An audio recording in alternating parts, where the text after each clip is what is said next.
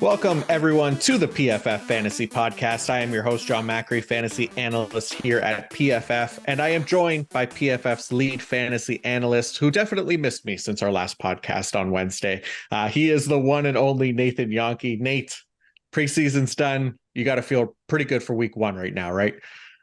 Oh, yeah, preseason's done. It's out of the way at this point. We had all of the games. It was a little bit disappointing this past week seeing so many teams sit their starters, and not just starters, but second team guys too. So you see who's the starting lineup is, and it's like, okay, here are the guys that'll be getting cut today and tomorrow. But there were definitely some games that were good, and now we are at like 10 days until the regular season. So peak fantasy draft season, have plenty of drafts lined up, plenty of content lined up to go for the rest of this week and early next week. So it's the busy time right now. Yeah, no, it's definitely crazy right now. And yeah, the preseason, like the last few games, it doesn't help that there's these 90-man rosters either. So they're pretty much just like, we need to get a look at all of these guys. We don't really care about our starters. So there's just more opportunity for us to watch backups than anything else. But yeah, it's nice. This is a pretty busy time of year. Obviously, it's probably the most common draft week of the year, or at least heading into the weekend before the season here. So this is exciting times. Like I said, preseason week 3 is wrapped. It ended with the Texans and the Saints last night. So any usage, let's talk just about that game before we get into like our 10 takeaways. But anything stand out in that for you in that game between Houston and New Orleans that was particularly interesting for a fantasy standpoint? Well, yeah, for me, the biggest thing was probably Dalton Schultz and how they used him. And we've seen the Texans use their starters all 3 games. So this was more or less a continuation of what we've seen the first 2 weeks of the preseason.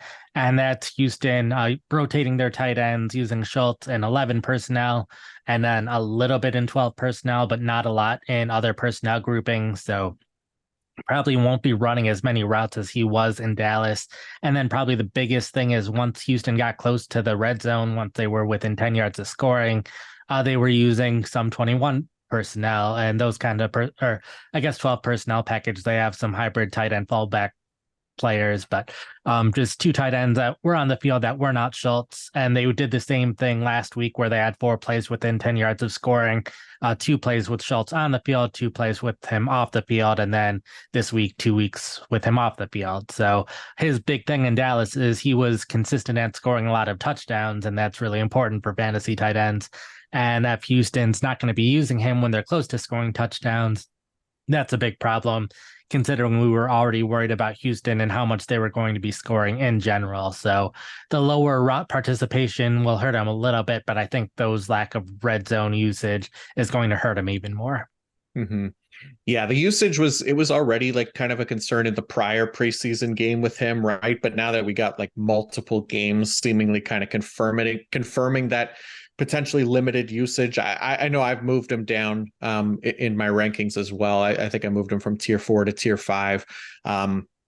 Basically, just I was kind of already looking for more reasons to be out on him this year, especially with like maybe some of the higher upside options like the Chico Okonkwo and Dalton Kincaid and Sam Laporta, even like Luke Musgrave, all kind of going later, but some of them within that same kind of range, right? And I think it just makes it easier for me to pass on Schultz in drafts right now, just where he was going. A lot of the times within the top 12 tight ends or so. So yeah, I'm fine passing on him. If we see that usage kind of trending back up, I guess, in the regular season, then maybe a waiver wire claim makes sense for anybody that loves him. I'm just kind of feeling meh on him this year. Yeah, I was just finishing up my tight end sleeper update for tomorrow, and you just listed 4 of the 5 sleepers in that article, just back to back to back to back. I love it. Yeah, these are some of the best players I think to target after you get like a set starting tight end, whoever it ends up being in that top 8 or so, or 9 even. That I love just grabbing like a Laporta or Musgrave. And yeah, we've talked about them a bunch on this podcast, but excited about what those guys could potentially be, right? So All right, let's go into some of the news. We got some news from last time we recorded. The biggest piece of news probably being that Josh Jacobs is officially back with the Las Vegas Raiders, set to be their RB1 for the season. He agreed to a 1-year, $12 million deal. So at the very least, this puts him back in line to start week 1. He's wearing a new number as well. He's number 8 now, not number 28. So whatever stock you want to put into that. But he was kind of sitting like almost on the fringes of top 10 for me, just because of that risk that he might continue the holdout into the regular season. But very comfortable, obviously, with him inside that top 10. Now, I think I have him as RB7, so behind Pollard, Chubb, and Saquon Barkley. Those were 4, 5, and 6 for me. But how about you? Any movement in your rankings with the Jacobs holdout ending? Yeah, that's basically where I have him now as well. I had slowly but surely moved him down a spot or two over these past couple weeks. So now just basically moved him back to where he was before all of this holdout stuff. So still fairly happy to get him. The only concern is how much he's going to be running the ball this year, just because he was at such an absurdly high run rate last year compared to all the other running backs in the league and what we've seen over the past couple years out of running backs. So it's hard to imagine him running the ball quite as much as he was last year, but even cutting back a little bit still puts him clearly in the top 10 fantasy running backs this year. Mm-hmm. For sure. All right, a couple other pieces of news here. One of them being that CJ Stroud was named the official week 1 starter for the Houston Texans. So I don't know that this was completely unexpected. Was there any doubt for you that Stroud would be the starter for week 1? No doubt that Houston was starting Stroud every preseason game with all of the starters and took him and the starters out at the same time. So it was pretty clear that he was going to get it. But good to see him and the other first round quarterbacks all starting to start this season. So we won't have those controversies of, okay, when are they finally going to start? We won't have those storylines now. Those are all out of the way, and we have the rookies starting. Yeah, other than in Arizona where Clayton Tune, somebody's going to be banging the table to get him out there. But yeah, most leagues, you're probably not starting CJ Stroud week 1. Outside of Superflex, most likely, it's at least a good sign that he's going to get out there, like you said, and he's been working with the first team offense the entire time. So nice to have that practice time in with the starters already. So hopefully he can transition a little bit more smoothly here into the first week of the regular season. Outside of that, in Denver, who are wide receivers kind of dropping like flies over there. Kendall Hinton was just cut, and it looks like potentially little Jordan Humphrey may be getting the start in the slot this year. What did you see from Denver? Yeah, he's been used in the slot a lot throughout the preseason. Jerry Jeudy's supposed to be their slot receiver, but with his injury, he'll likely at least be out week 1. It's kind of hard to tell at this point exactly how long he will be out, but Humphrey, I think, will take that slot position. He's been the other one, along with Hinton, who have played significantly in the slot this preseason. And with Hinton gone, Humphrey was also playing ahead of Hinton, so it's not all that surprising. So Mims has been playing on the outside, even though we thought maybe he'd be more of a slot receiver. But even with Judy's injury, Mims stayed on the outside, played in 12 personnel as well. So Mims is really the wide receiver to target here, but Humphrey's someone that if you're doing anything with DFS, he might be an interesting play since he'll probably fall pretty well under the radar, but he should see significant playing time and some targets in the first week. Yeah, I think that makes sense, right? This is Cortland Sutton, Marvin Mims kind of primary targets, at least while Jerry Jeudy is out. And yeah, who knows? It doesn't look good for week 1 right now, just kind of the way that they've been talking about his injury. They've mentioned several weeks, and I have a feeling he won't play week 1, but I'm basing that just on kind of how they've been talking about it. It doesn't seem great. And yeah, maybe little Jordan Humphrey, like you said, a DFS player, super deep league, something like that, because Sean Payton as well, like the last couple of seasons that he was with the Saints, 2020 and 2021, he was below league average in use of 11 personnel, so might be even more limited opportunities for Lil Jordan Humphrey there if you're looking to start him while Jeudy is out. But at least within those top 3 wide receivers now, as these guys continue to fall, Tim Patrick, Kendall Hinton, Jerry Jeudy, so making his way up the depth chart by default, which is good for him. All right, and then the last piece, or one of the last pieces of news here, we also saw a trade with the Cleveland Browns. Pierce Strong from the New England Patriots got traded to Cleveland. What did you think about this one? Do you have any concern about Pierce Strong potentially impacting Nick Chubb or Jerome Ford's value this season?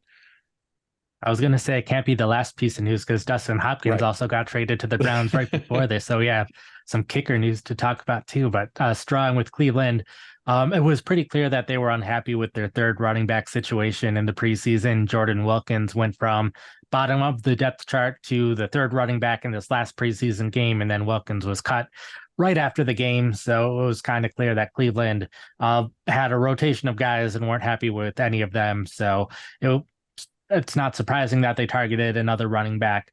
Not really concerned about Chubb, but I am a little concerned about Ford just because he has missed so much time with injury and they invested in adding someone else rather than just sticking with who they have. So there's a chance that he might not be as good of a handcuff option as we previously thought. Mm. Yeah, it makes sense. I don't think he, poses much of a threat as like a receiver either. He was used as a receiver, I think, like his final year at South Dakota State, but a 43.6 receiving grade in that final year there. So not somebody that I think is going to impact Chubb in that on passing downs, which we were hoping he would start to absorb with Kareem Hunt gone. So that's nice to see as well. But there was, one other piece of news as well. But Kenyon Drake of the Indianapolis Colts did get cut this week as well.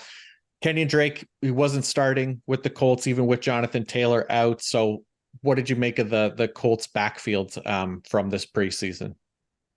It was a little surprising just because Drake was pretty far down on the depth chart in their first game, which at that point wasn't surprising because he had just signed with the team, was higher up the depth chart in the second game. So it seemed like he was on the trajectory of potentially being among the top three among their healthy running backs. But it was pretty clear this past week that Deion Jackson was the guy, Evan Hull was second. And then once either of the Colts running backs come back, then Drake falls further down the depth chart. So after the game, it was pretty clear that Drake wasn't in their long-term plan. So after the third preseason game, it was not surprising to see him get cut. Yeah, it was too bad for him. And yeah, I mean, look, Jonathan Taylor still hasn't been traded or reported back, that he's going to be playing with the team week 1. So there's potential there for somebody, Deion Jackson or Zach Moss. We talked about last week with Kate, and if she's listening somewhere, she's smiling and pumping her fist for the Zach Moss hype train, because it's possible at least that he gets back before week 1 and could work his way into that starting role if Jonathan Taylor either gets traded or and they don't get a running back in return, or if he continues to hold out into the season. So pretty messy situation in Indianapolis to try to sort out, but hopefully we'll have a clearer picture before week 1. Yeah, hopefully we have a clearer picture tomorrow to see if he gets traded or not. So big day tomorrow. Yeah, looking forward to that for sure. So before we get into like these kind of key takeaways from the preseason week 3, I do want to give a quick shout out to our presenting sponsor, the good folks over at Fabric by Gerber Life. Fall is all about back to school and back to routine checklist. And the most important task on that list should be securing your family's financial future, starting with life insurance. Fabric by Gerber Life makes it quick, easy, and affordable to protect your family so you can get back to enjoying life. Fabric was designed by parents for parents to help you get a high quality, surprisingly affordable term life insurance policy in less than 10 minutes. Fabric has flexible policies that fit your family and your budget with quality policies like $1 million in coverage for less than $1 a day. Get your personalized quote in just minutes and then apply when it's convenient for you. It's all online and on your schedule. You can go from start to covered in less than 10 minutes with no health exam required. Join the thousands of parents who trust Fabric to protect their family. Apply today in just minutes at meetfabric.com/fantasy. That's meetfabric.com/fantasy. meetfabric.com/fantasy. Policies issued by Western Southern Life Assurance Company, not available in certain states. Prices subject to underwriting and health questions. All right, let's get into the takeaways, the final preseason takeaways of 2023. We'll start at the running back position in Jacksonville, where the continued battle for snaps between Travis Etienne and Tank Bigsby continued this week. Nate, did we get any kind of clear picture from Jacksonville of how they plan to use these guys? Yeah, Bigsby played a significant amount in this game with the starters, took 36% of the snaps.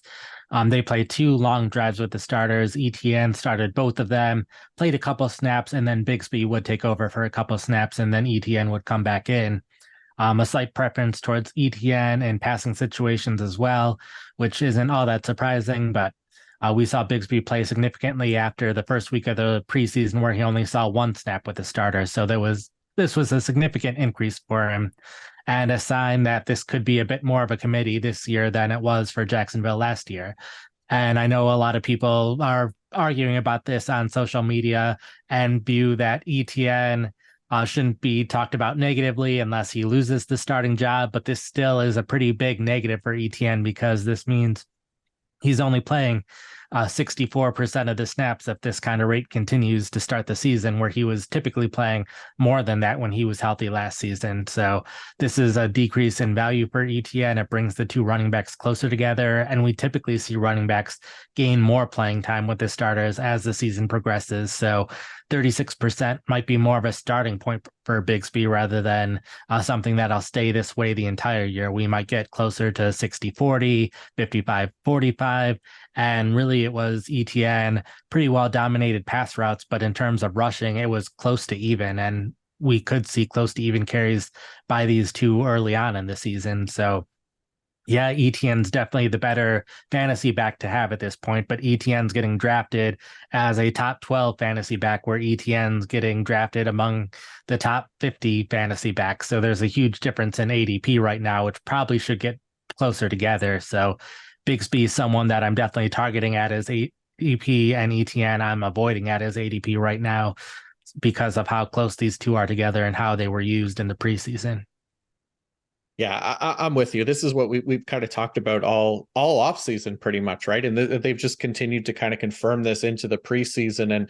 And just in regards to that ADP, like you said, Travis Etienne going a lot higher than we probably feel comfortable with, and Tank Bigsby could definitely still have some value, and hopefully, like you said, maybe potentially increase his workload as the year goes on. But yeah, I could see this being like one of those scenarios where whatever side you're on, whether you're team ETN or team Bigsby, you can make a case for either one of the guys from this being a positive this past weekend. But it's such a small sample size too, right? It's 2 drives, and the fact that Bigsby was still working in there on that small sample size, and eating into the snaps for ETN, who they probably knew was only going to play the first 2 drives, is still not great for Travis Etienne. So I'm with you. I think Tank Bigsby, you can't ignore him at the very least if you're into Travis Etienne. So definitely potential there for Bigsby to continue carrying some fantasy value as we see these snaps scale up into the regular season. So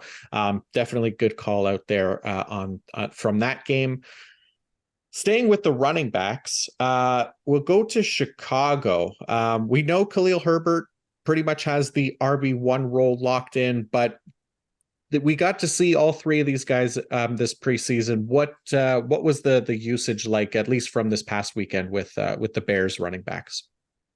Yeah, so Roschon Johnson, who started the preseason pretty low down the depth chart, I think he was 4th if you considered all the players who were and weren't playing in those games. So Johnson worked his way up from 4th to having some snaps with the starters. The first 2 drives we saw Herbert play first and second down, and then Johnson would come in on third down. And then the 3rd drive, it was D'Onta Foreman who came in. So at this point, it's pretty clear to me that Johnson should be getting picked before Foreman.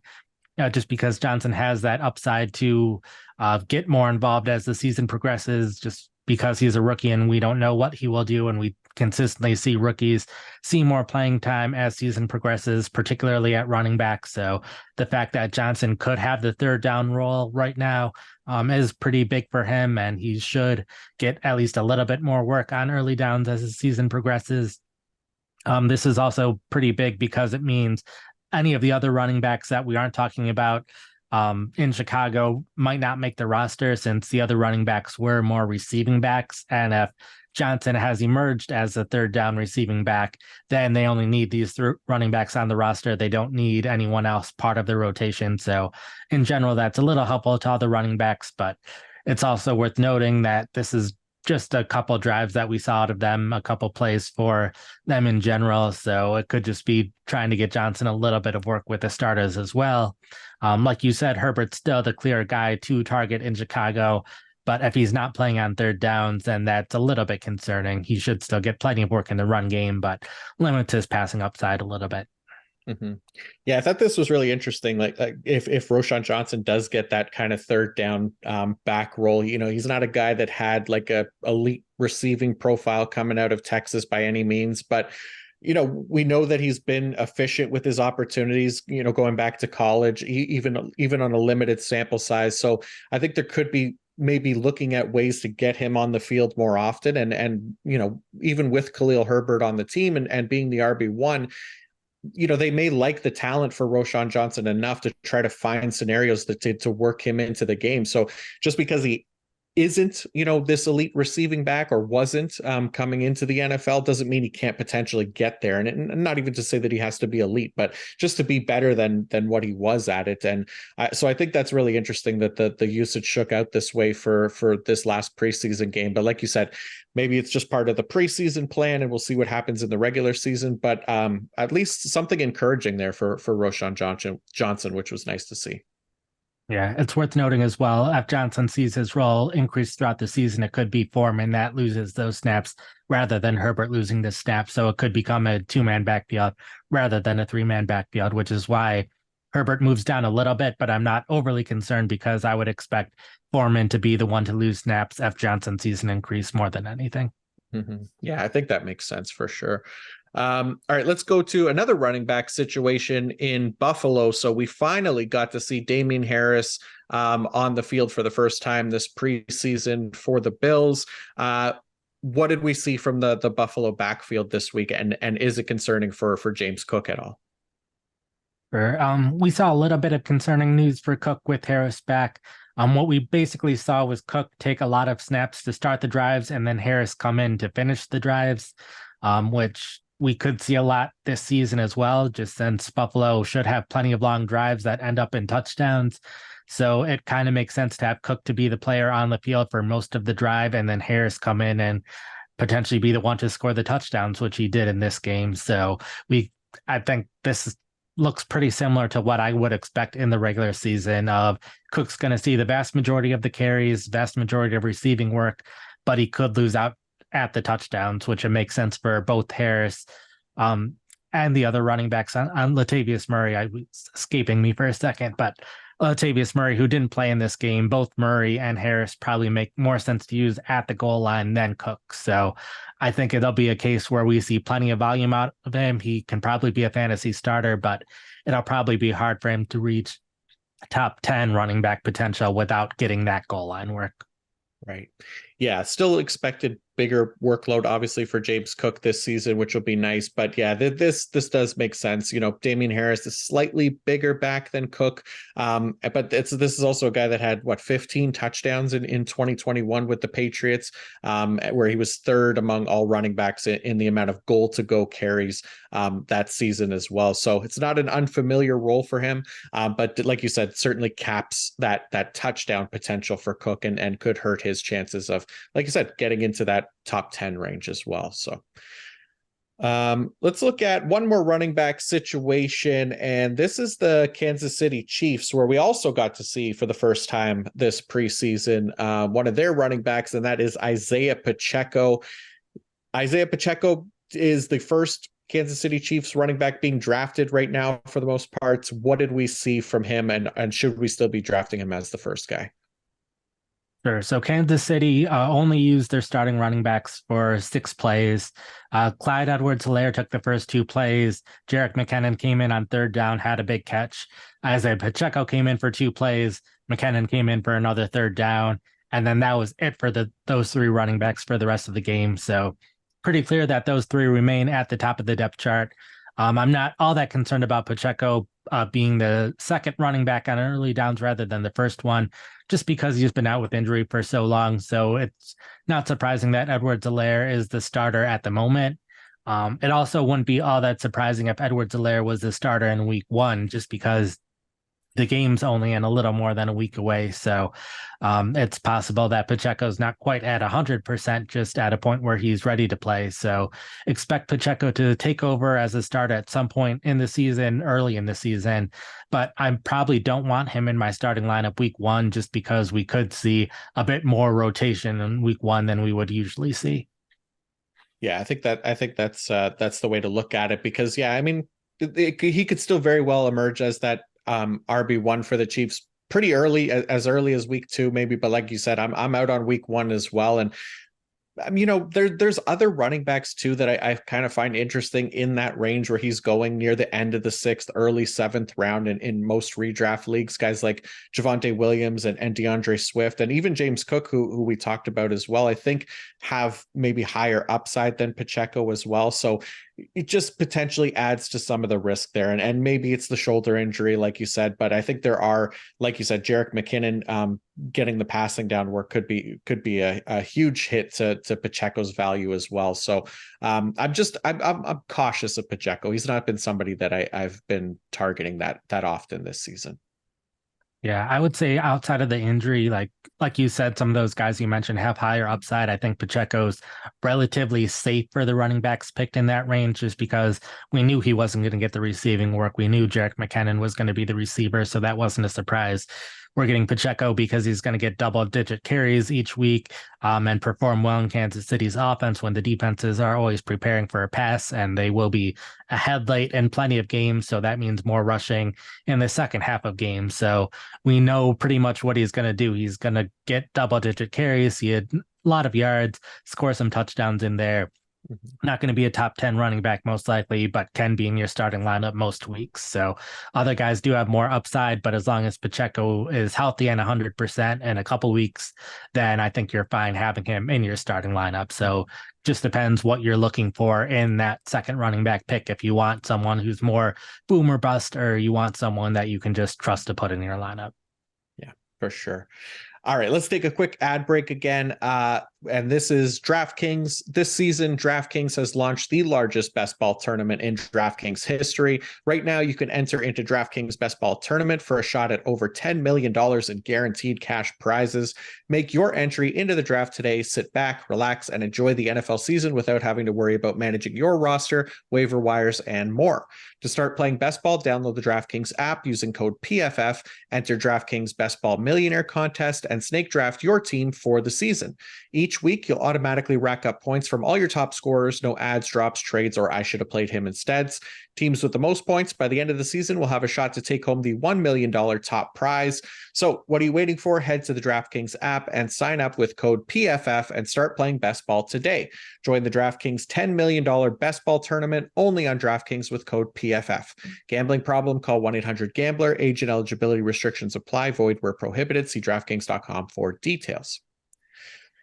All right, let's stay in Kansas City, but move away from the running backs, and we'll start talking about their wide receiver rotation.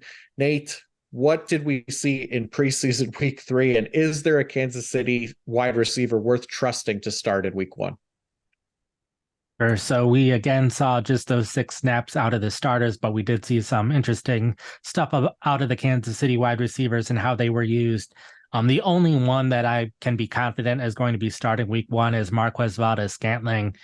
He was among the veterans who had the day off, and they only had a couple players that they had get the day off. Patrick Mahomes, Travis Kelce among them. So Valdes-Scantling being considered among those veterans, definitely a good sign that he will see significant playing time. But he also saw significant playing time last year. He's a high average depth of target player who's not going to see a high target share. So we know exactly what we're getting out of him. Not someone that you want in your fantasy starting lineup, but can definitely have him in DFS for potential big plays. Outside of that, we saw Sky Moore and Justin Watson. Both of these players started throughout the preseason. So Sky Moore has been the one to draft from this team, and that continued in this game. The only concern is Kadarius Toney could be back, and Toney could be taking snaps away from Moore, more so than any other wide receiver. So it'll be really interesting to see how things look with Toney back. The big thing that was interesting in this game is that it was Richie James who started as the third wide receiver, played all of the 3 wide receiver snaps in the first drive, it was Justin Ross who received one snap on the drive rather than Rashee Rice. Rice only played with the second team in this game. So the fact that James saw all of the work with the first team and Rice saw none of the work with the first team is a little bit concerning about Rice at the moment. That means that he is theoretically sixth on the depth chart right now.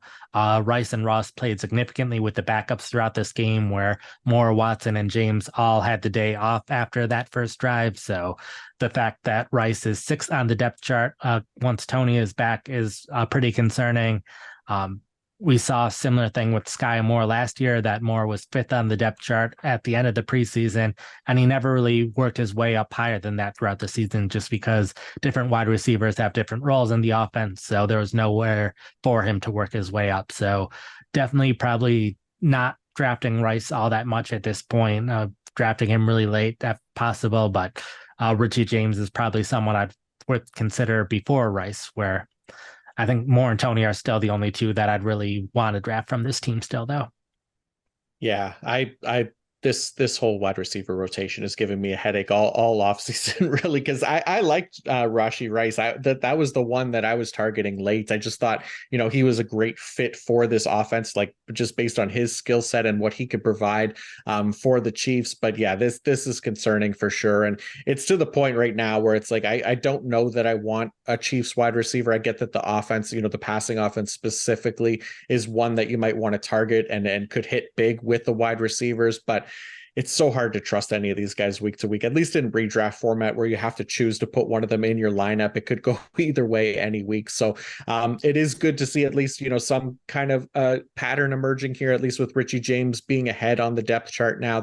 It provides a little bit of clarity there, but it's I could see it changing week to week as well, right? Just depending on what's going on and what the game plan is. So interesting one, but I don't know that I'm spending much time trying to find out which Chiefs wide receiver I'm going to be starting each week, only because there could be any of them. It really could. Yeah. All right, let's go to the New York Jets, where we got to see Aaron Rodgers for the first time as a New York Jet. We got Garrett Wilson in that game as well. Nate, what did the Jets starters kind of show you from this past weekend, and what is their wide receiver rotation starting to look like? Yeah, the Jets wide receiver room got interesting all of a sudden with Corey Davis retiring late last week, so that the Jets seemed like they would have a 5-person rotation at wide receiver that got down to a 4-player rotation. Allen Lazard sat out this game, AC joint injury, which he should be fine for week 1, so not an issue. So that meant we got Garrett Wilson, Randall Cobb, and Mecole Hardman. And the surprising thing is Cobb started ahead of Hardman, played a lot in 2 wide receiver sets, which he didn't really do all that much in Green Bay in recent years either. So the fact that Cobb was ahead of Hardman, even though Hardman got more money than Cobb, they both are on 1-year contracts. So a little surprising to see Cobb ahead of Hardman on the depth chart at this point. Once Lazard is back, Cobb still could be third with Hardman fourth on the depth chart, which we should see both of them see significant playing time, but Cobb is not someone that I was putting all that much thought into this year, because I just assumed he would be fifth and see a little bit of playing time here and there, but not a ton. But now he could be seeing significant playing time, and that probably doesn't mean much for most leagues, so probably not drafting him. But if Aaron Rodgers starts playing at an MVP level again, and he's the third option for him, then there's a chance that Cobb could do some things in fantasy football this season. It's just surprising to see that he got as much playing time as he did. Yeah, it's really surprising, right? Like, I mean, 33 years old too, and outside of maybe a couple games last year with the Packers, he just wasn't really like fantasy relevant. So I don't know if he's somebody that you'd put into your lineup, with confidence in deeper leagues or not. I personally like I think if we saw the same kind of usage in favor of Hardman, I'd probably feel a little bit better about Hardman in that third wide receiver role after Allen Lazard, once he gets back in the lineup, because I just feel like there would be maybe less concern of a rotation with Hardman as the starter versus Cobb as the starter, right? Where they can maybe use those guys interchangeably, but Hardman may be able to stay in there a little bit longer, just as a younger player, and potentially has a little bit more gas left in the tank than what Randall Cobb has shown recently. But Aaron Rodgers, Randall Cobb, they have that connection, obviously. So that does help the situation for Cobb. And like you said, if we do start to see that come back this year, then there could be something interesting there for a guy who we did not expect maybe to be fantasy relevant this season. So kind of cool. Yeah, so I moved Lazard up my rankings when Corey Davis retired, and he's still up. I moved Hardman up and then back down, and now Cobb's up a little bit. So Cobb and Hardman, both players I'm probably not drafting, but worth keeping an eye on throughout the season. Yeah, definitely. All right, let's look at the Jaguars wide receiver usage. So this one, I think we touched on it maybe when we did our preseason week 1 takeaways, but now that we've got a little bit more of a sample here, and we've got to see, the Christian Kirks and Zay Jones guys play out, Calvin Ridley as well. What did the Jaguars wide receiver usage look like? Yeah, first off, I'd say this is a good sign of how many teams rested their starters the third week of the preseason, because I am surprised that this one made my top 10 cut after writing it. But it was just something where we saw such a huge sample size out of plays for the Jacksonville starters this week that we saw a little bit more of how they will use their wide receivers. The first week of the preseason, they only ran, I think it was 2 snaps out of 12 personnel, and Zay Jones played over Christian Kirk on both of those snaps. So that was all the sample we had to work with there. But they ran a lot more snaps out of 12 personnel, and we saw Jones and Kirk kind of share those snaps. So Calvin Ridley was almost always on the other side, but Jones and Kirk were pretty well split. So we should see similar pass routes out of the two this season. The big difference was 13 personnel, where Zay Jones took all of the snaps there. We saw Zay Jones take a lot of the snaps there last year, as well as Tim Jones. 13 personnel, more of a run formation. So not a huge thing for fantasy regardless. It just kind of explains why Zay Jones was still seeing significantly more snaps than Christian Kirk in this game, even though the pass routes were pretty similar. So all of this just means that Kirk is going to see a little bit fewer pass routes than he did last year with fewer snaps and 12 personnel, but it's not going to be a hugely significant difference compared to last year. Yeah. I mean, I think it was worth making it into the top 10, right? Just to kind of build on what we already got from a small sample size, just getting a larger sample size of it, right? I think if that usage again this week was maybe a larger sample and it was still showing Zay Jones dominating that 12 personnel snaps, then I think that'd be like a major concern for Christian Kirk's value. We know the Jaguars, they were, I think, top 10 in the league in 12 personnel last season. They were also above league average in pass play percentage out of 12 personnel. So that would potentially could have been a big red flag for Christian Kirk, but seeing them split the snaps out of 12 here doesn't really concern me that much for Kirk. I'd still be drafting him as the Jags wide receiver 2, where if it did happen that Jones was dominating those 12 personnel snaps, then I'd consider maybe flipping that, or at least passing on Kirk more often to go harder after Jones in those later rounds. But this wasn't, for me at least, not a big enough hit to Kirk for me in what should still be a very good passing offense this year with year 3 of Trevor Lawrence and year 2 of Doug Peterson. So I thought that was promising. So that was nice to see. Yeah, the nice thing with Kirk and Jones is, Kirk's going to be playing in the slot all the time. Jones will be playing out wide all the time.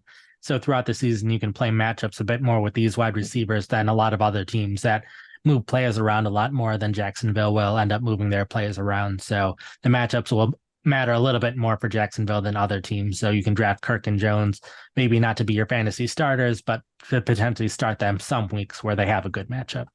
Yeah, that's a good call. All right. Our next partner is AG1, the daily foundational nutrition supplement that supports whole body health.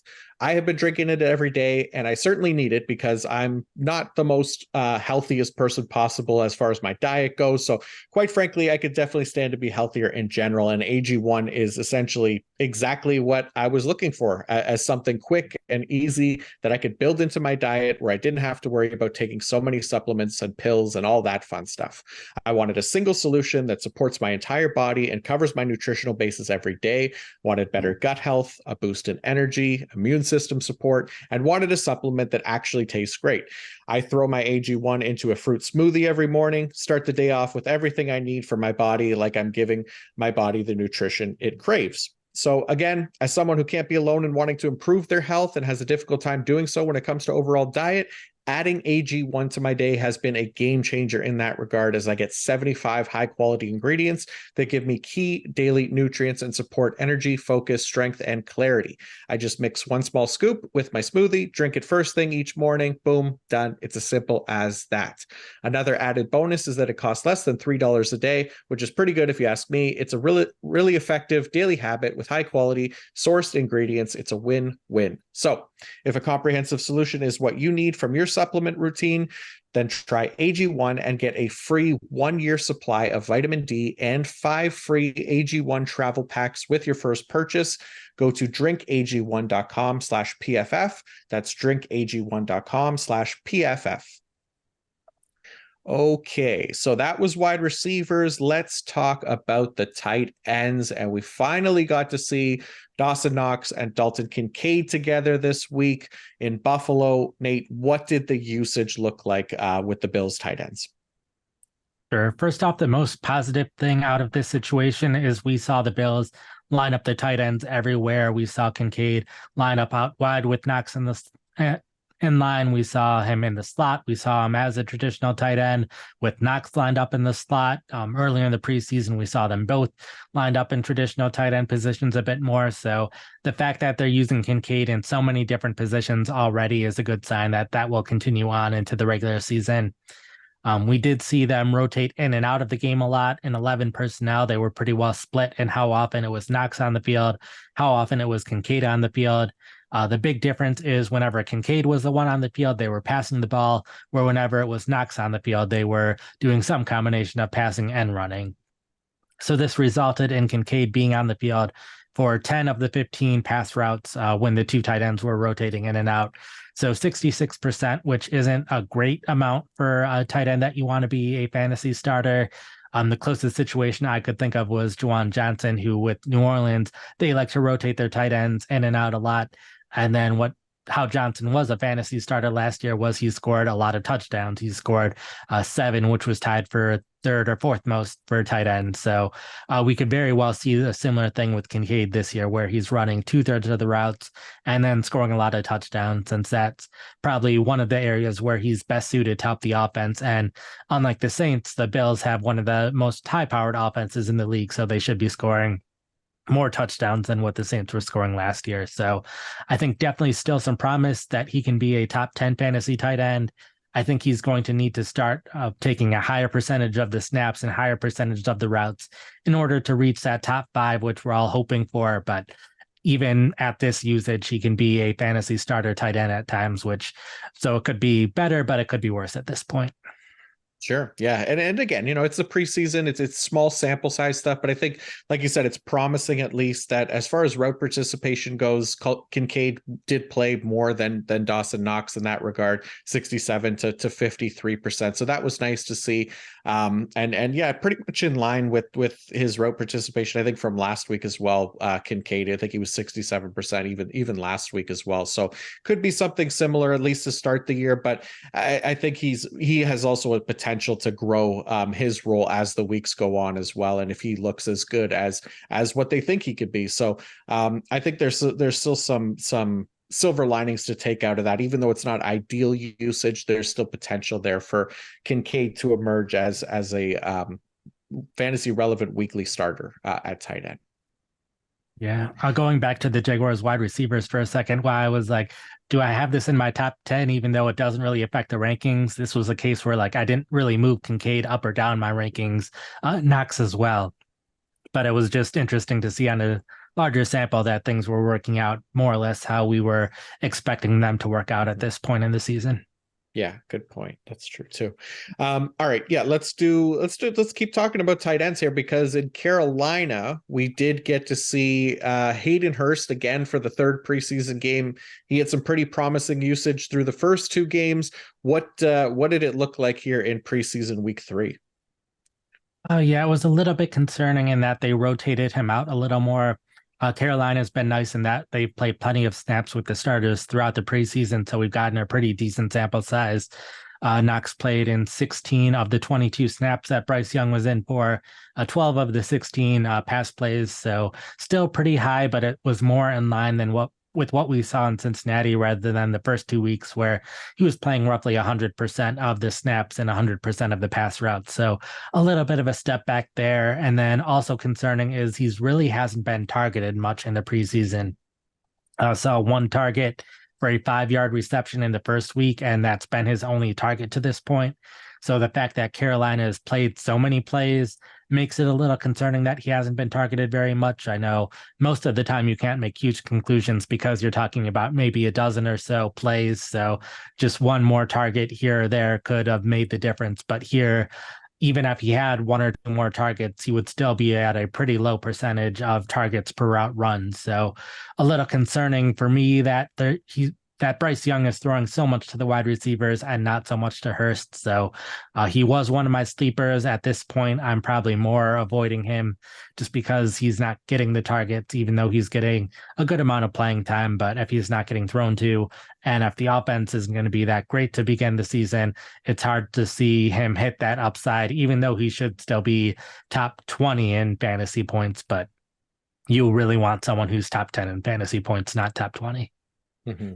Yeah, that's an issue for sure. And yeah, I had him as a sleeper as well. And look, I mean, he still had over 70% route participation like through those first 2 drives. And Ian Thomas, who was the guy that was coming in as well, he stayed in the game after Hurst was done for the day as well, and just kind of stuck to that limited role, even if it was Tommy Tremble in the game at tight end. So I don't know. I mean, if deeper leagues, I still might take the chance on Hurst just because that those first 2 weeks usage was pretty strong, and it was kind of a mishmash of starters this week. So playing vets in limited roles, potentially maybe just for the reps. But yeah, I don't know. I want to see it week 1. Definitely not somebody that I want to start week 1, but there's I still kind of believe in the potential just based on the other receiving options in this offense that Hurst could emerge with some kind of role that's fantasy relevant. But yeah, like you said, it's not as promising as it was earlier in the off season here. Yeah, he was someone where he just had to hit a couple of boxes in order to work out. He needed the playing time, he needed the targets, and he needed the team to do well. He's getting the playing time, even though it wasn't as promising as the last few weeks. The targets is the huge thing, and then we just don't know how good the offense will do. So it's even going to be harder for him to check the boxes than it was earlier. Yeah, for sure. All right, let's do one more tight end here, and let's go to Chicago, where Cole Kmet, who just signed a new contract extension there, must mean that he's going to be a bigger part of the offense. So what did we see in preseason week 3 with Cole Kmet? He's a similar tight end where he's going to see the clear majority of the playing time, but needs a lot of things to go right for him to be a fantasy starter. He was still playing 100% of snaps in 11 and 12 personnel. The big thing in this game is this was the first time that we saw all of Chicago's tight ends healthy and playing in the same game. That's Robert Tonyan and Mercedes Lewis, both coming over from the Packers and reuniting with the offensive coordinator there in Chicago. So the big thing in this game is in 21 personnel, Mercedes Lewis played in 2 of the 3 snaps, which that was kind of his role in Green Bay, was to play in more run situations. But the concerning thing there is Kmet played pretty well in 21 personnel last year. He was the only tight end with over 100 yards and multiple touchdowns in 21 personnel. So if he's losing those snaps, that's losing some opportunities for him to score touchdowns and catch passes, which he really needs to have those opportunities that he saw last year, and the combination of him and Justin Fields play better in order for him to be a fantasy starter.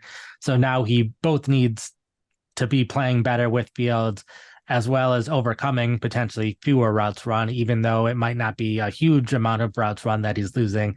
It's still a little bit. And when we're talking about these sleeper tight ends, every little bit counts. Yeah, I'm with you. I think for this like situation specifically, it feels like slightly more concerning than maybe some of the other ones, because Chicago actually brought in this potential competition for tight end snaps this offseason. And like you mentioned, that was a decent sized part of Kmet's game last year, and already playing on a slightly limited offensive upside passing attack, depending on what this team looks like this year. If Justin Fields can take that step forward, I think he can, but then like you said, you also got DJ Moore coming in to be the team's new leading target earner, which was Kmet last year. It's just less, to like in this case, I guess, for Cole Kmet. So definitely somebody that I feel like a fairly limited option, maybe could be a weekly streamer or, in a pinch type situation, but not somebody that I feel overly comfortable with as a weekly starter. That's for sure. Exactly.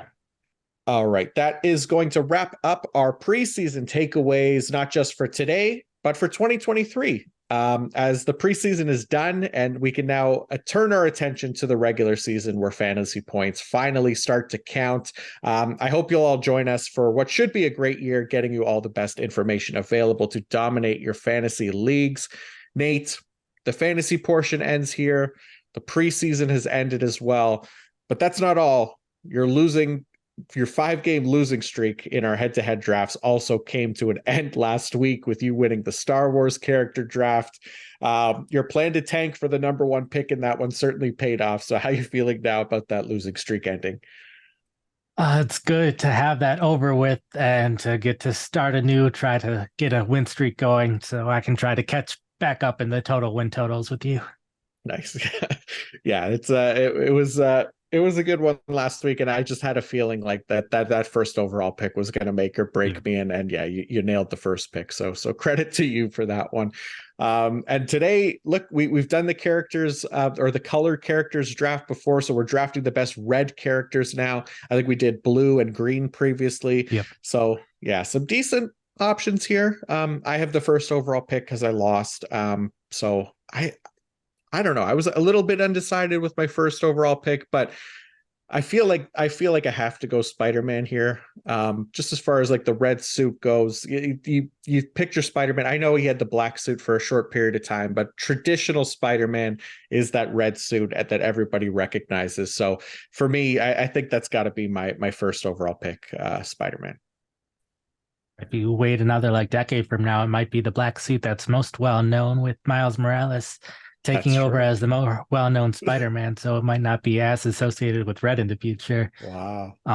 This one was definitely interesting since blue and green, we got to stick largely to characters that had blue skin or green skin. Yeah. And I wanted to do that with red, but it became much harder to do that. So I think I'm going to go your route and go with a character that's just largely associated with the color red and wears red rather than has red skin. I'm going to go with Mario from the video games. I feel like there are a number of superheroes that wore red, so I was kind of going back and forth between Mario and Spider-Man of which one I would have wanted had I had the first overall pick. But I think with so many superheroes wearing red, I'm happy to get the one video game character that is most well known for wearing the color red. Yeah, and most well-known video game character, period, probably. Yeah, that's true. Yeah, this was tough because I was trying to think of red characters, and then I even ended up Googling it, and I was like, there's not really that are actually a red skin color or anything. So it did basically come down to a lot of costume color for me. So and there's definitely a lot of comic ones, and then maybe that ends up being my entire strategy here because my second overall pick for red character, I'm going to go with the Flash. I'm going with the Flash. He's one of my favorite characters of all time. DC hasn't really let me down in these head-to-head battles just yet, so just going to keep sticking with it. I already got Spider-Man in there, so going to mix it up, get some Marvel and some DC, and I'll go with the Flash. Well, this has sometimes worked, sometimes hasn't worked, but I have largely stuck with Marvel when I've done these things, and I am happy to get at least one Marvel character with this list. And I think even though there's a couple options to go for here, I'm going to go with the Scarlet Witch, especially with her popularity in the past couple of years with WandaVision and Doctor Strange, having a definitely unique character since some of the other red characters looks kind of sort of similar. If you didn't know superheroes, you might be able to confuse some of them with the others, but you're not going to confuse Scarlet Witch with anyone. So happy to get Scarlet Witch second round. Nice. Yeah, Scarlet Witch is a great character. Wow. Okay, so yeah, I you know what? I don't want to say my strategy, but my strategy might end up. It really may be just comic book characters because my third pick, I'm going with Iron Man. So if we're gonna use red characters, Iron Man, that hot rod red, as Tony Stark would call it. That counts for me. Hopefully it counts for you as well, because yeah, it's predominantly a red suit, but Iron Man. It counts well enough for me. Hopefully, it might not count for the voters, but we'll see how the voters decide to play things out. Even though you said your strategy, I did have two superheroes as the next people on my list, so I'm not just accounting for your strategy on my list. This person was next, and that is Deadpool. Yeah. Another one that is entirely red suit, and with the Deadpool movie hopefully coming out next year with everything with the strikes and whatnot, but hopefully we see a new Deadpool sooner rather than later, and it could be among the better trilogies that we've seen. True. Yeah, that was a good call. It was between Deadpool and Iron Man for me, the last one. Yeah, the Deadpool's a good one. I think people like that one. All right, you know what? I do have one character on here that I guess isn't a comic book character. Well, he's been in comic books, but it's not typically known for a comic book, and it's somebody that has red skin as well. So I'm going to go Darth Maul from Star Wars. I think Darth Maul is a strong Star Wars character. He was almost on my list last week as well. I had considered him, just not because of the Phantom Menace, but because of all his other lore, I guess, in the Star Wars world, into the TV series and everything like that. I still really like him. So Darth Maul it is. Fair. I think I do have to get one character that has red skin rather than just red costumes for all of this. I did my research, and when I did research for green and blue, there was a huge consensus over the top couple at each one. Red, there was no consensus whatsoever, because people had different definitions of if you had to have red skin or if you just had to be associated with the color red. But the one character that I was consistently seeing on each of these lists, and pretty high on these lists, was Mr. Krabs from SpongeBob. So gonna go with Mr. Krabs as my fourth pick. Oh my God, that's funny. I honestly, I don't know enough SpongeBob to know who that is, but I'm gonna Google it after so I can see. He's but the crab that's red. He's the crab that's He red. owns Well, the Krusty Krab. Okay. And you know what? People love SpongeBob, and obviously there's a million memes that come from SpongeBob, so that could be enough to actually get the win there. So nice pick. Damn. All right. Well, I'm gonna go my last pick. I'm gonna go right back to the comic book. Well, I've got all comic book heroes. I got one villain in Darth Maul. I'm going to try to even it out a little bit more with another villain. And I'm going to choose Carnage from the Spider-Man universe, well, Marvel universe, but mostly known as the Spider-Man villain. The red symbiote, Carnage, and Cletus Cassidy is, my next pick. A little disappointing that you didn't go Daredevil with any of these, because I consider Daredevil pretty high. But I had to save this one for my last pick. I'm going with the Red Power Ranger for my last one. Picking Power Rangers hasn't necessarily helped me at times in the past, but today is the 30th anniversary of the first episode of Mighty Morphin Power Rangers. So to honor the 30th anniversary, I have to pick the Red Power Ranger. Wow, that's a strategy right there, because now I'm going to have to type in Red Power Ranger in the thing, and it's going to start trending, and you're going to get the Power Ranger votes for anybody that's searching. I'm just going to type Red PW and try to rig it a little bit. Or PR. Wow, I don't even know how to spell. Yeah. That is going to do it. So I got Spider-Man, The Flash, Iron Man, Darth Maul, and Carnage. And you have Super Mario, Scarlet Witch, Deadpool, Mr. Krabs, and the Red Power Ranger. It's going to be a good one. It's going to be a good one again. I'm looking forward to it. I don't think I've lost the color characters yet, so that this will be a test for sure. But that is going to do it for another episode of the PFF Fantasy Podcast. Thank you all so much for tuning in. Thank you to Nate as well for breaking it all down with me. Again, with another week of football in the books, even though it's just the preseason, that doesn't change how hard the great PFF data collection team works to get this information turned around and out there for the public. So massive shout out to the best data collection squad in the multiverse. They are a huge part of why PFF continues to be far and away the best football data resource available. Nate, speaking of great football resources, it's a big week here at PFF, so let the people know what to expect from you this week on the site. Sure. So today we've had preseason recaps. We had the Sunday night recap. We had the recap article with all 16 games from this past week together, as well as the top 10 recap, which we just went through. I also compiled 500 stats to know on fantasy football. I went through all of my articles from this past summer, pulled out my favorite 500 stats, put that together in one article. Also updated my top 400 PPR rankings. So that went out late last night. An updated draft strategy for 12-team leagues, which impacted some of the early rounds as well, with some ADPs changing recently. So that impacted some of the strategy there. This week, I've been doing a lot of going position by position and updating my past articles. So today was update to my quarterback rankings, quarterback draft strategy, quarterback league winners, quarterback sleepers, and quarterback breakouts. So that's all today. Tomorrow, have top 5 breakouts and then tight end ranking draft strategy, league winners, breakouts, and sleepers, and potentially reacting to any of the big news with cut down day tomorrow. And then once cut down day, the dust has settled there, we'll have new updated rankings with all of the updated rosters, as well as updated depth charts for all of the teams. Nice. Yeah, man. That's quite a bit. I can't wait to read the 500 stats for this season. I'm gonna like lay down on the couch and just read that for the night. So that'll be my nighttime activity tonight. So looking forward to that as well. For me, I've updated all my rankings and tiers articles as well. They'll all publish throughout this week. So quarterbacks, running backs, wide receiver, tight end, linebackers, defensive linemen, defensive backs for those IDP leagues. Writing up some super flex draft strategy pieces as well. Nate's done all the draft strategy articles this year, picks 1 to 3, 4 to 6, all of that. So I'll be doing the same thing now for super flex, picks 1 to 3, 4 to 6, 7 to 9, and 10 to 12 as well. And then we'll be back again tomorrow, talking more fantasy football. We're going to probably wait until after all the cut downs are done. So that way we can talk about those as well at the top of the episode for tomorrow's episode. So looking forward to that. We will be back again. So hope you'll all tune in for that. And until next time, peace out.